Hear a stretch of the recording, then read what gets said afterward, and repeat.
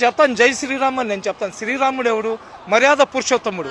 ప్రళయం దాకా తల్లిదండ్రులను ఏ విధంగా గౌరవించాలా, భార్యతో ఏ విధంగా ఇది చెయ్యాలా, అదేవిధంగా రామరాజ్యం అంటే రామరాజ్యంలో కుక్క కూడా ఆకలితో ఉండదు.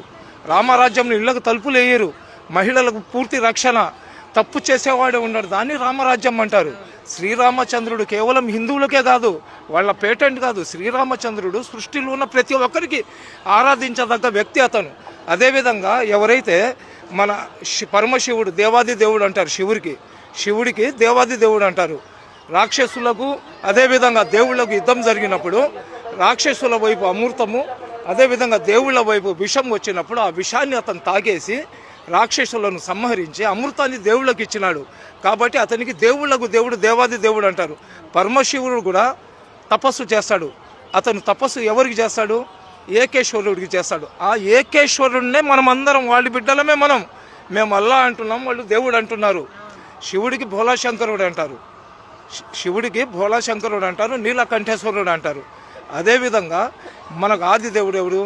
హిందువుల ఆది దేవుడు ఎవరు? గణపతి పేరు ఎత్తకుండా పూజ చేస్తే ఆ పూజ పూర్తి కాదు. అదేవిధంగా ఒక్కొక్కళ్ళు ఒక్కొక్క ఆచారాల్లో ఉంటారు. కానీ అందరు కూడా కోరుకునేది ఏంది? అందరూ బాగుండాలని. ఈరోజు హిందూ సమాజంలో గాలి దేవుడు, సూర్యదేవుడు, భూదేవి రకరకాలుగా చెప్తారు కదా.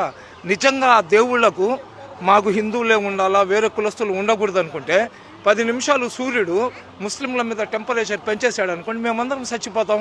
లేదా గాలి దేవుడు 10 నిమిషాలు ముస్లింలకు నేను గాలి ఇవ్వాలంటే మేమందరం చచ్చిపోతాం. ఇవన్నీ ఏంటంటే పొట్టలు పెంచుకోవడానికి మా బోటి వాళ్ళు, సాధులు, సంతులు ఏంటంటే రెచ్చగొట్టారనుకోండి జనాలు డిస్టర్బ్ అవుతారని. అలాంటిది ఏమి ఉండదండి.